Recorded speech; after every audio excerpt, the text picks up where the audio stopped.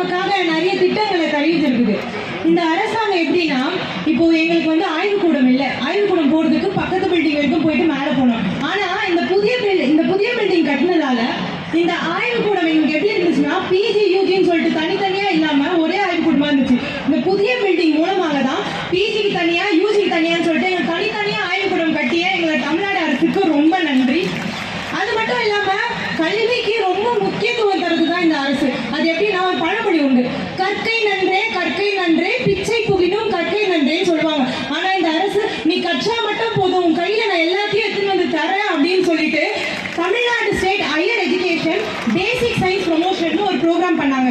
ஐஐடிக்குள்ள எப்படி நீங்க மாதிரி கவர்மெண்ட் காலேஜ் பசங்களாம் போக முடியும் அப்படின்னு நாங்க யோசிச்சு இருக்கும் போது, ஜாமு கேட்டு நெட்டு செட்டுன்னு சொல்லிட்டு எல்லா எக்ஸாமும் உங்களுக்கு நாங்க எப்படி கத்து தரோம்னு சொல்லிட்டு 2 வாரம் ட்ரைனிங் வச்சு அந்த இடத்துல எங்க தங்க வச்சு படிக்க வச்சு, உங்களுக்குலாம் ஈஸி, இதெல்லாம் ஒண்ணுமே கிடையாது, நீங்க எல்லாமே பாஸ் பண்ணிட்டு போலாம், உங்களால முடியும் அப்படின்னு சொன்ன அந்த அரசுக்கு நாங்க ரொம்ப நன்றி தெரிவிச்சுக்கிறோம்.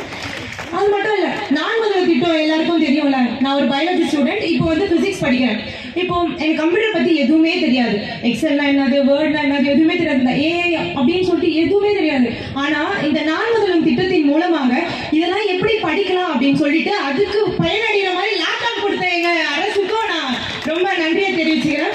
புதுமை பெண் திட்டத்தின் மூலமாக தான் சில பேர் எங்க வீட்டுல வந்து இன்னொரு டிகிரி படிக்கிறதுக்கே அனுமதிச்சிருக்காங்க.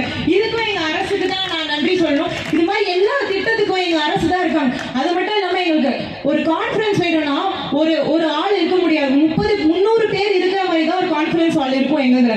ஆனா 700 பேர் இருக்கிற மாதிரி ஒரு கான்ஃபரன்ஸ் ஹால் எங்களுக்கு கட்டி பிடிக்க வந்த எங்க தமிழ்நாடு அரசுக்கும் எங்க முதலமைச்சருக்கும் துணை முதலமைச்சருக்கும் நன்றி கூறி விடைபெறுகிறேன்.